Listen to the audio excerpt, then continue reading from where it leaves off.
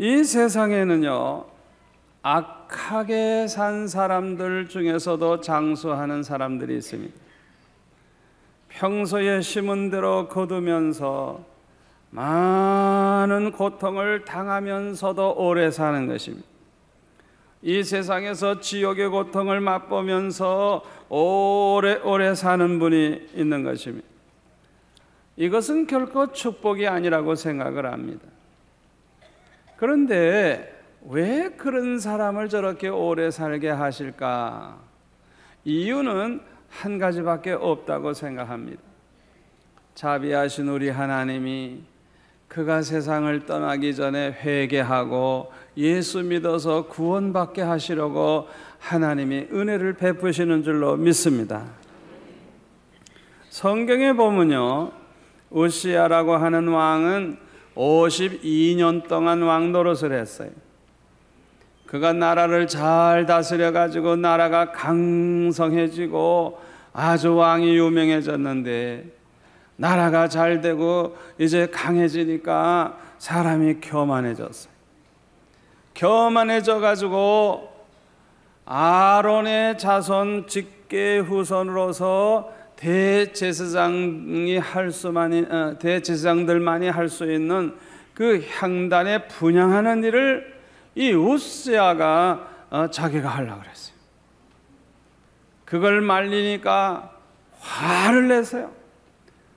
그 화를 내는 그 순간에 이마에 문둥병이 생겨가지고 그날부터 죽는 날까지 그는 별궁에서 쓸쓸하게 혼자 살다가 죽었어요. 많은 세월을 그렇게 불행하게 살았어요. 아마 우시야가 그 별궁에서 얼마나 많이 회개를 했을까, 그렇게 생각을 해봅니다.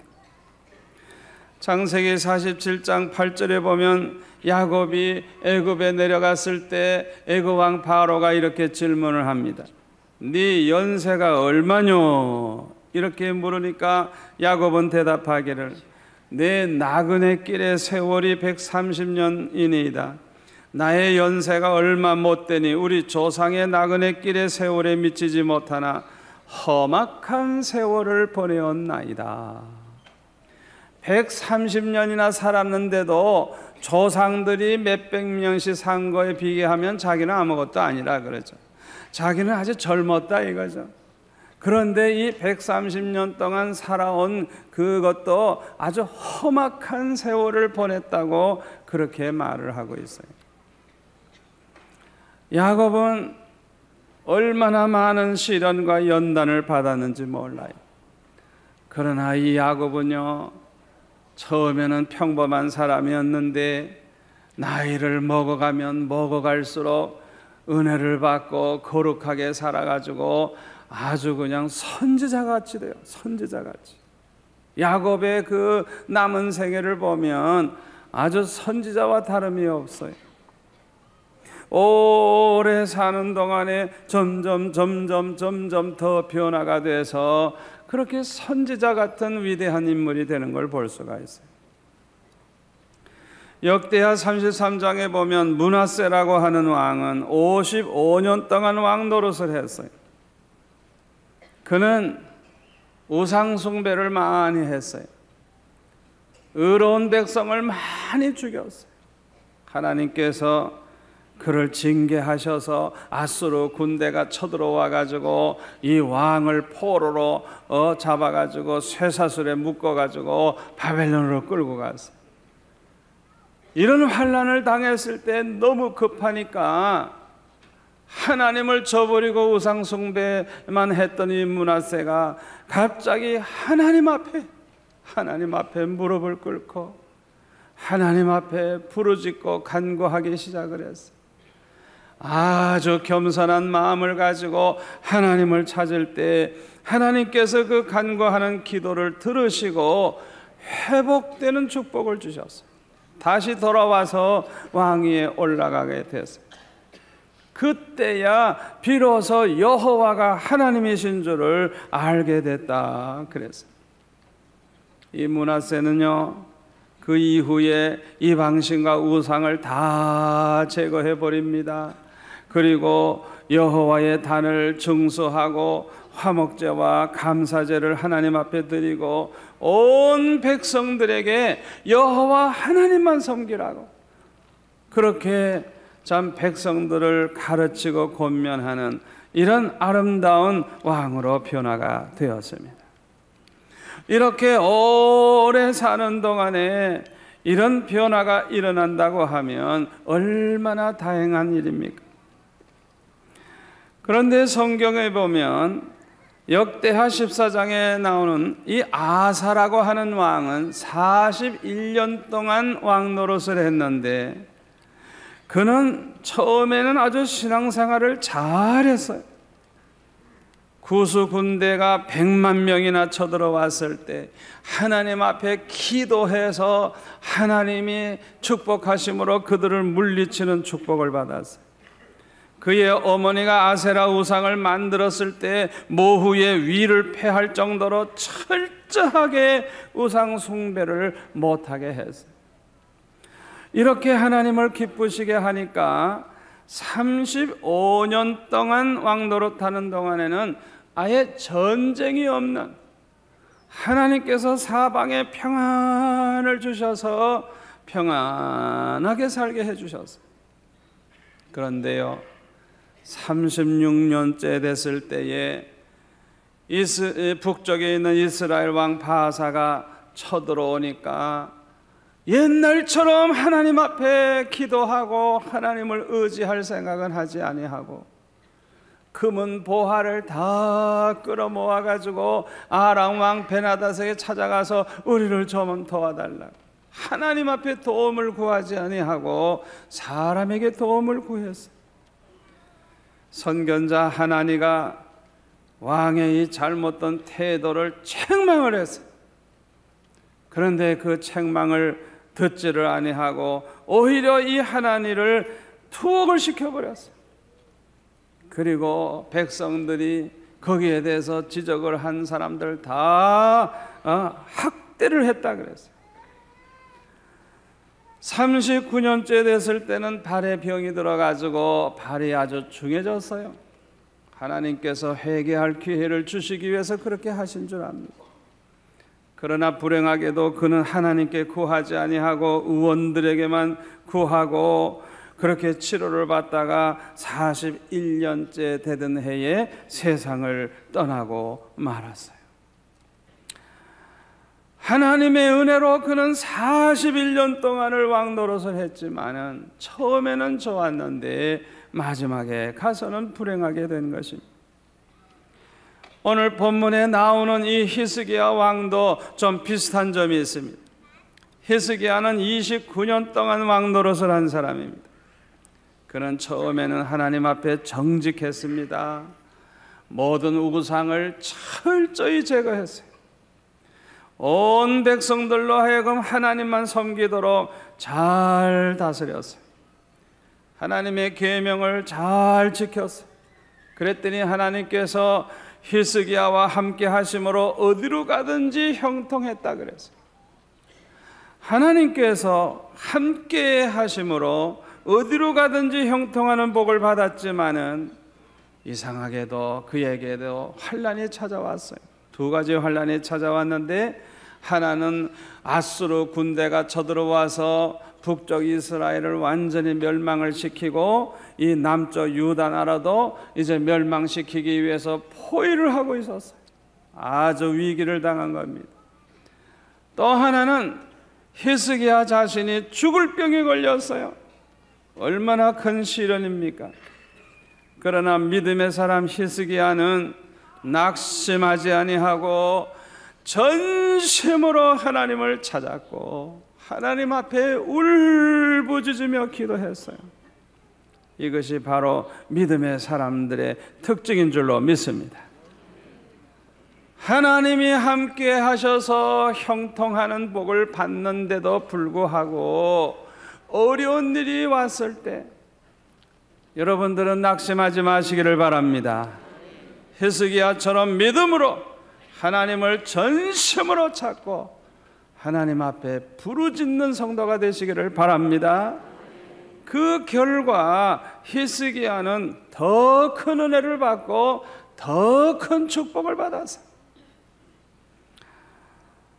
아수르 군대 18만 5천 명이 밤새도록 기도하고 나서 아침에 보니까 다 송장이 되어버렸어요. 그뿐만 아니라 죽을 병도 고침을 받고 15년 하나님께서 그 생명을 연장시켜 주셨어요.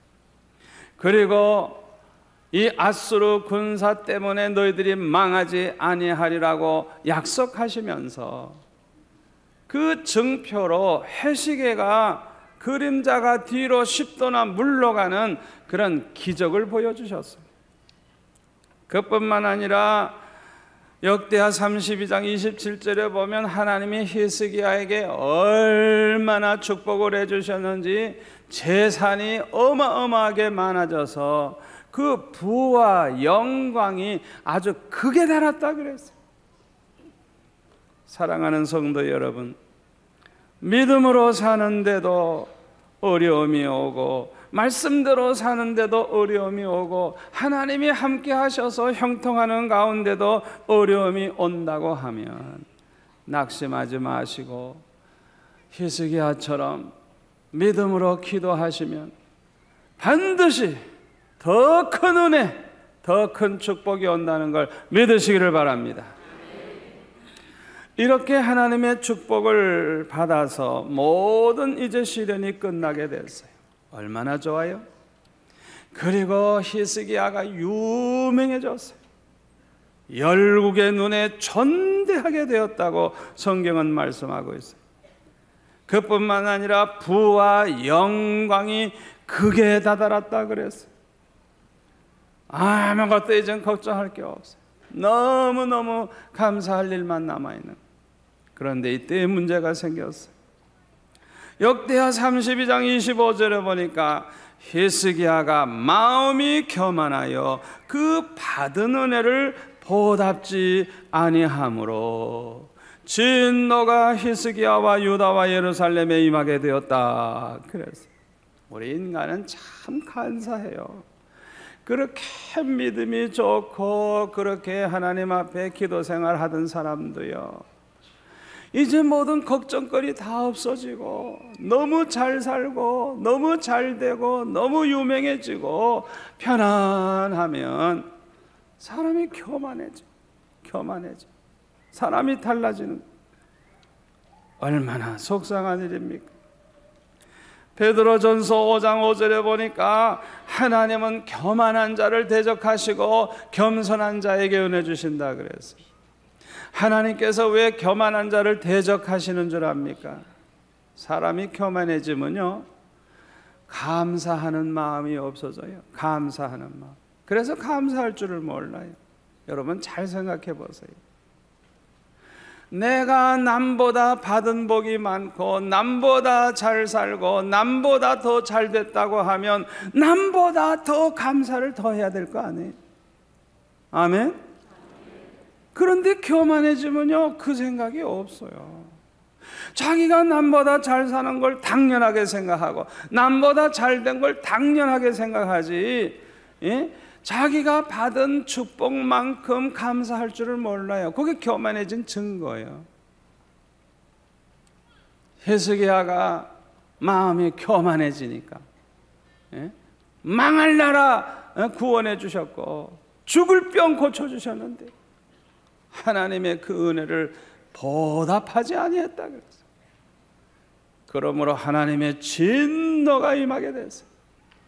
다행스럽게 회개하니까 히스기야가 살아있는 동안에는 그 진노가 임하지 아니하고 그 후에 임했다 그랬어요. 사람이 교만해지면 왜 하나님으로부터 미움을 받고 하나님이 대적하는 그런 불쌍한 영혼이 되느냐? 사람이 교만해지면요, 하나님 섬기는 일을 아주 등한히 하게 됩니다. 하나님을 위해 살지 않고 육신의 정욕을 따라 향락을 추구하면서 살게 됩니다. 그러므로 교만해지면 하나님이 미워하시고 대적을 하시는 것입니다. 생명 연장함을 받은 15년은 히스기야 자신을 위해서 살려고 주신 시간이 아닌 줄로 믿습니다. 그것은 하나님께 영광 돌리고 하나님을 위해서 살라고 하나님이 특별히 주신 시간인 줄로 믿습니다. 그런데 히스기야는 이 15년 동안을 하나님 앞에 감사하면서 살고 하나님을 위해서 살아야 마땅한데 하나님을 위해서 살지 않고 오직 먹고 마시며 인생을 즐기며 향락에 빠지는 실수를 범했어요. 그러다가 보니 자연히 하나님과는 멀어지는 거예요. 기도 생활도 등한히 하게 되는 거예요. 옛날에 몸 아플 때, 나라가 위태로울 때는 그렇게 밤새도록 기도하더니 이제는 나라가 편안해지고 잘 사니까 하나님 앞에 감사할 줄을 아나, 기도 생활을 하기를 하나. 그러다가 보니까 영적으로는 자꾸만 침체되다가 보니까 결국에는 히스기야는 결정적인 실수를 하게 됩니다. 히스기야의 실수가 뭔 줄 압니까? 죽음의 위기를 벗어난 지 3년 만에 참 귀한 아들 므낫세를 낳았어요. 얼마나 귀한 아들입니까? 그런데 이렇게 하나님이 축복으로 주신 아들을 믿음으로 양육하지를 못한 것입니다. 42살에 얻은 아들이니까 얼마나 귀엽고 얼마나 사랑스러웠겠습니까? 그러나 자식을 귀여워할 줄만 알고 사랑만 할 줄 알았지 그 아들에게 하나님 앞에 기도하는 걸 가르치지를 못했어요. 하나님의 계명을 가르치지 아니했어요. 우상 숭배죄가 얼마나 무서운가를 가르치지를 아니했어요. 히스기야는 체험적인 믿음을 가진 사람이에요. 그렇다고 하면 자기 체험을 하는 것을 좀 어린아이에게 가르쳐줘서 하나님이 나에게 이렇게 역사하시고 나에게 이렇게 축복하시고 죽을 수밖에 없을 때 나를 이렇게 살려주셨다고 너도 하나님만 섬겨야 된다, 하나님 앞에 늘 기도해야 된다 가르쳐줬더라면 그 어린아이가 얼마나 믿음으로 잘 컸겠어요. 그러나 히스기야는 세상의 부귀영화에 빠져서 세상에 취하여 살다가 보니까 15년이라고 하는 세월은 다 지나가 버리고 하나님의 약속대로 그는 15년 만에 세상을 떠나게 됐어요. 그래서 하나님을 전혀 모르는 12살밖에 안 된 아들 므낫세는 하나님을 모르니까, 신앙이 없으니까 왕이 되자마자 우상 숭배를 하기 시작을 했어요. 이방 사람의 가증한 우상을 섬기기 시작을 했고, 히스기야가 헐어버린 산당을 다시 세웠고, 바알과 아세라 목상과 하늘의 일월 성신을 숭배했는데 그것도 성전 안에다가 우상을 다 갖다 놓고 그런 못된 짓을 했어요. 이 죄는 유다 나라의 멸망을 가져오는 결정적인 원인이 됩니다. 하나님께서 우리에게 많은 시간과 재산을 주시면 그 시간과 그 재산을 가지고 우리는 많은 일을 할 수 있는 기회가 됩니다. 시간도 많고 돈도 많으면 먹고 싶은 거 다 먹어볼 수 있고, 입어보고 싶은 거 다 입을 수 있고, 여행하고 싶은 대로 얼마든지 여행할 수 있고, 또 물건도 사고 싶은 대로 다 살 수도 있고, 또 하고 싶은 일도 마음대로 할 수가 있어요.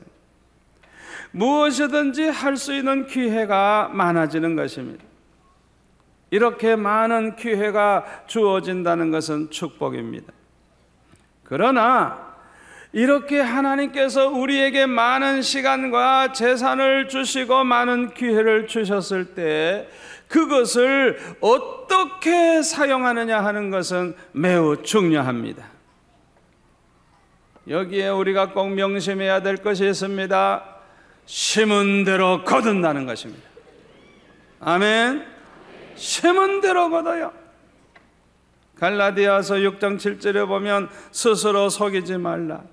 하나님은 만월이 여김을 받지 아니하시나니 사람이 무엇으로 심든지 그대로 거두리라. 자기의 육체를 위하여 심는 자는 육체로부터 썩어진 것을 거두고 성령을 위하여 심는 자는 성령으로부터 영생을 거두리라. 그래서 참으로 중요한 말씀입니다. 성경에 보면 솔로몬 왕은 많은 축복을 받은 사람입니다. 지혜도 하나님이 특별히 주셨고 부와 영광을 얼마나 많이 주셨는지 몰라요. 그에게는 무엇이든지 하고 싶은 대로 할 수 있는 특권이 그에게 주어졌어요. 그가 얻은 이 기회를 하나님의 영광을 위해서 심는 삶을 살았더라면 얼마나 좋았을까요? 하나님을 위해서 사는 기회인 줄 알고 열심히 성경을 연구하고 하나님이 주신 그 지혜로 성경을 잘 좀 이렇게 풀어서 모든 만민이 좀 알 수 있게 해주고, 기도 생활도 열심히 해서 하나님의 비밀을 좀 가르쳐주고, 열심히 또 찾아오는 그 왕들과 사절단들에게 전도해서 각 나라 각 백성이 다 하나님만 섬기도록 하는 일을 했더라면 얼마나 좋았을까요? 그러나 불행하게도 그는 하나님이 주신 이 모든 기회를 육신의 향락을 누리는 기회로 삼았어요. 자기의 육체를 위해서 심었던 것입니다. 그러므로 그는 육체로부터 썩어진 것을 거두게 됐어요. 그는 방탕하게 됐어요. 하나님과는 점점 멀어졌어요. 그리고 나중에는 우상 숭배를 하게 되고, 그가 죽은 다음에는 나라가 두 쪼가리로 갈라지는 비극을 맞이하게 됩니다. 솔로몬은 누구보다도 행복할 수 있는 모든 조건을 다 갖춘 사람입니다. 그리고 그는 자신의 행복을 위해서 자신이 하고 싶은 일을 다 해본 사람입니다. 그러나 그는 행복하지 못했어요. 그는 자신의 행복을 추구할수록 오히려 더 불행해지기만 했어요. 그래서 전도서 2장 11절과 17절에 보면 이렇게 말합니다. 그 후에 본즉 내 손으로 한 모든 일과 수고한 모든 수고가 다 헛되어 바람을 잡으려는 것이며 해 아래서 무익한 것이로다. 이러므로 내가 사는 것을 하나였노니 이는 해 아래서 하는 일이 내게 괴로움이요 다 헛되어 바람을 잡으려는 것이미로다. 자기는 그저 행복을 위해서 이렇게 하면 행복할까 저렇게 하면 행복할까, 행복을 위해서 하고 싶은 거 다 해봤는데 하면 할수록 깨달아지는 게 뭐냐, 쓸데없는 짓이구나, 무익한 짓이구나. 나중에는 괴로움만 더해. 너무너무 괴로워가지고 사는 것을 하나였다고, 살아있는 것을 한스럽게 생각했다는 거예요. 차라리 죽기를 원했다는 거예요. 행복을 인생의 목적으로 삼고 사는 사람에게는 찾아오지 않습니다. 행복은 오직 하나님을 기쁘시게 해드리면서 삶으로 얻어지는 결과입니다. 여러분은 앞으로 15년을 더 살 수 있도록 하나님이 허락하신다고 하면 앞으로 15년 동안을 어떻게 사시겠습니까? 어떤 목적을 가지고 무엇을 위해서 사시겠습니까? 아무쪼록 저와 여러분은 앞으로 하나님이 15년 더 연장시켜 주신다고 하면 하나님을 기쁘시게 하면서 하나님의 영광을 위해 사는 성도들이 되시기를 바랍니다. 하나님은 본래 사람을 만드실 때 영생할 수 있는 사람으로 만드셨어요. 그러나 하나님께서 먹지 말라고 하신 선악과를 따먹음으로 죽음이 찾아왔습니다. 그러므로 아무리 건강한 사람도 죽고 아무리 젊은 사람도 죽습니다. 죄 가운데 허덕이면서 많은 고생을 하며 살다가 죽는 것입니다. 그러므로 이 세상은 결단코 우리의 영원한 안식처가 아닙니다. 이 세상은 우리가 하루하루 살아가기 위해서 고생하다가 떠나야 하는 광야와 같습니다. 그러므로 우리는 이 세상에 소망을 두지 말고 우리가 영원히 가서 살 그 하나님의 나라, 그 천국에 소망을 두고 살아가시기를 바랍니다. 저와 여러분은 그곳에 가서 영생을 누리게 될 줄 믿습니다. 우리가 그곳에 가서 영생 복락을 누리게 하기 위해서 하나님의 아들이신 예수님은 이 세상에 오셔서 십자가를 지신 것입니다. 우리의 모든 죄를 대속하기 위해서 하나님의 아들이신 예수님은 육신을 입고 이 세상에 오셔서 십자가의 고난을 당하시고 예수님의 십자가 그 공로로 저와 여러분은 믿음으로 천국에 가게 된 것입니다. 할렐루야. 아무쪼록 저와 여러분은 그 주님의 십자가의 그 사랑과 은혜를 항상 기억하고 앞으로 얼마를 더 살든지 하나님을 기쁘시게 해드리면서 살아감으로 날마다 천국을 맛보며 살아가게 되시기를 축원합니다.